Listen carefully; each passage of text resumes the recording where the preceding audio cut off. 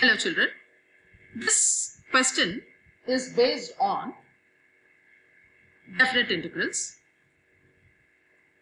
If f of x is a continuous function defined on closed interval a comma b, then integration of a to b f of x dx is equal to integration of a to b f of a plus b minus x dx. So this is the property. On the basis of the above information, answer the following questions. 1. Integration of a to b f of x by f of x plus f of a plus b minus x dx is equal to a plus b by 2, b a minus b by 2, c b minus a by 2, and d is b minus a. Now let us quickly solve this. Let I be equal to integration of a to b f of x by f of x plus f of a plus b minus x dx. Now applying the property, let us take I to be equal to integration of a to b f of a plus b minus x divided by f of a plus b minus x plus f of a plus b. In the place of x, we are now going to put a plus b minus x dx. So clearly here a and a will get cancelled, b and b will get cancelled. Minus of minus x will become plus x. So this becomes integration of a to b f of a plus b minus x divided by f of a plus b minus x plus f of x dx. Now let us take this to be 1, equation 1, and let us take this to be equation 2. Now adding 1 and 2 we get 2i is equal to integration of f of x plus f of a plus b minus x divided by f of a plus b minus x plus f of x dx. Clearly, the numerator and the denominator gets cancelled. So this now becomes 2i is equal to integration of a to b dx. On integrating, we get it to be a to b dx. On integrating, we get this to be x between the limits a to b, or on applying the limits, we get it to be 2i is equal to b minus a, or I is equal to b minus a by 2. So option C is correct. Second subdivision, if f of x is equal to log of tan x, then f of pi by 2 minus x is equal to what? Let f of x be equal to log of tan x. Therefore, he is asking you f of pi by 2 minus x will become log of tan of pi by 2 minus x. Now, tan of 90 minus x is equal to cot of x, which is equal to log of cot x. But cot is a reciprocal of tan, so we can write it as log of 1 by tan x. So this can be written as minus log of tan x, which is equal to minus of f of x. Let's see which option is correct. Minus f of x. So B option is correct.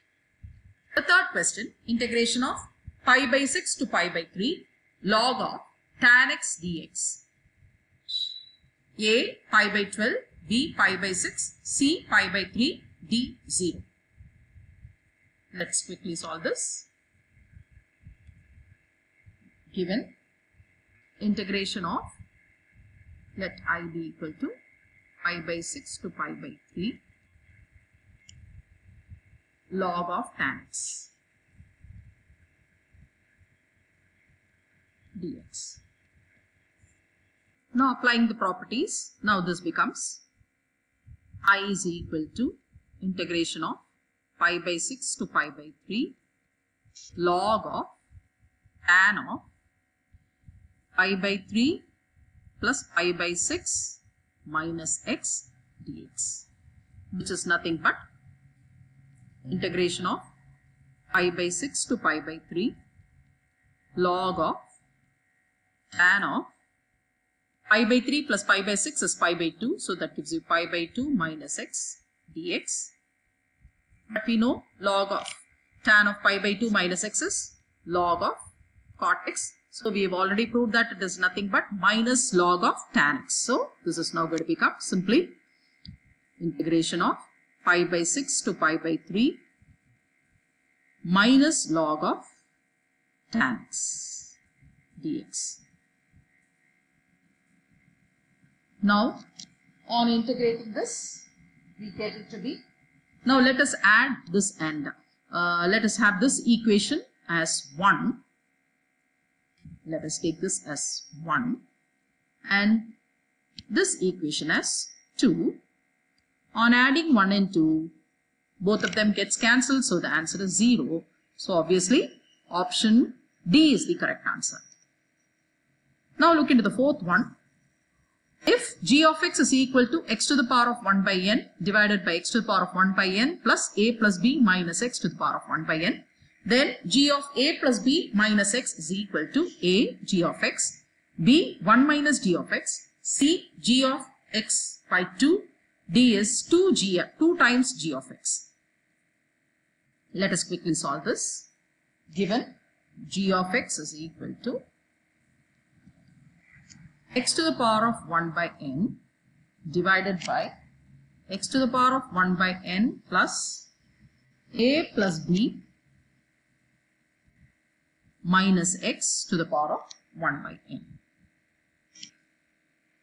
Therefore, g of a plus b minus x would be equal to, in the place of x we are going to put it as a plus b minus x to the power of 1 by n divided by a plus b minus x to the power of 1 by n plus a plus b minus a plus b minus, a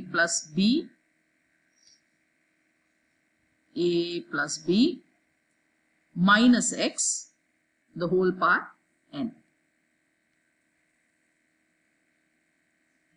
So we can see that a and a gets cancelled, b and b gets cancelled. So minus of minus x becomes plus x. So that gives you integration of, not integration, that is nothing but a plus b minus x divided by a plus b minus x to the power of 1 by n plus x to the power of 1 by n. Now let's add and subtract x to the power of 1 by n to the numerator. So that will give you x to the power of 1 by n plus a plus b minus x to the power of 1 by n minus x to the power of 1 by n divided by a plus b minus x to the power of 1 by n plus x to the power of 1 by n. Now I can separate and write it as 1 minus x to the power of 1 by n by a plus b minus x to the power of 1 by n plus x to the power of 1 by n. Clearly this is nothing but 1 minus g of x. So we can see that option B is the correct answer. Fifth one, integration of a to b x to the power of 1 by n by x to the power of 1 by n plus a plus b minus x to the power of 1 by n dx is equal to a 0, b a plus b by 2, c b minus a by 2, d is a minus b by 2. So we have already found out that it is nothing but 1 minus g of x. So now let us take, now we have found out that g of x is equal to 1 minus g of x or let us bring g of x to this side, so that becomes 2 times g of x is equal to 1, or this implies g of x is equal to half. So now this becomes integration of a to b, g of x dx becomes integration of a to b, let us take a half outside, dx. On integrating dx, we get simply x, which is nothing but half into x between the limits b to a to b, which is nothing but b minus a by 2. So we can say that option C is correct.